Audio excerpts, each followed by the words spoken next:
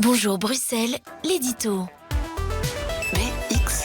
C'est une nouvelle étape et elle est importante. Au procès des attentats du 22 mars, les représentants du parquet fédéral entament aujourd'hui la lecture de leur réquisitoire. Parole donc à l'accusation, 2 procureurs, une femme, un homme, qui vont se partager une lecture qui dure théoriquement 5 jours, une demi-journée pour l'introduction qui va concerner tous les accusés et puis accusé par accusé, ce qui leur est reproché, la demande de culpabilité ou éventuellement d'acquittement. Cette lecture va donc s'étaler toute la semaine et jusqu'au milieu de la semaine prochaine.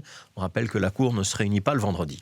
Sur le fond, on n'attend pas énormément de surprises. Les 2 procureurs devraient confirmer les préventions retenues contre les 10 accusés. C'est plutôt dans la tonalité, dans les mots employés qu'on sentira l'intensité des charges et la conviction de culpabilité de la part du ministère public. Ensuite, on entendra les parties civiles, c'est-à-dire les avocats des victimes.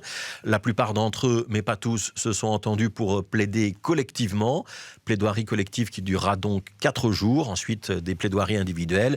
Et puis le tour des avocats de la défense qui représentent les accusés. Ces plaidoiries de la défense, sauf nouveau retard, devraient avoir lieu pendant la seconde quinzaine du mois de juin. Ce qui veut dire que début juillet, le jury populaire pourrait être en délibération qui durera quelques jours ou quelques semaines, et que donc le verdict pourrait tomber dans le courant du mois de juillet. On aura ensuite le débat sur les peines pour les accusés dont la culpabilité aura été prononcée.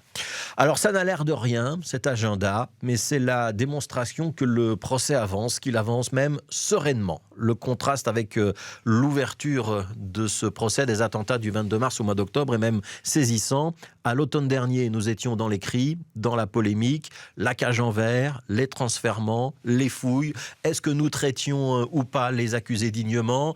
Allaient-ils ou pas accepter de suivre les débats? Parleraient-ils aux victimes? Les écouteraient-elles?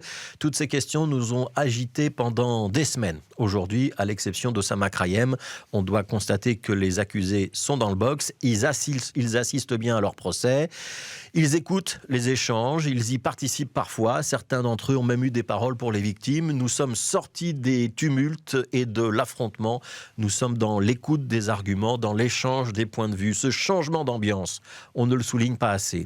Il est à mettre à l'actif de tous les acteurs du procès, y compris les accusés, mais aussi et surtout de la présidente Laurence Massart, qui a su prendre au bon moment les bonnes décisions pour ramener un petit peu de sérénité.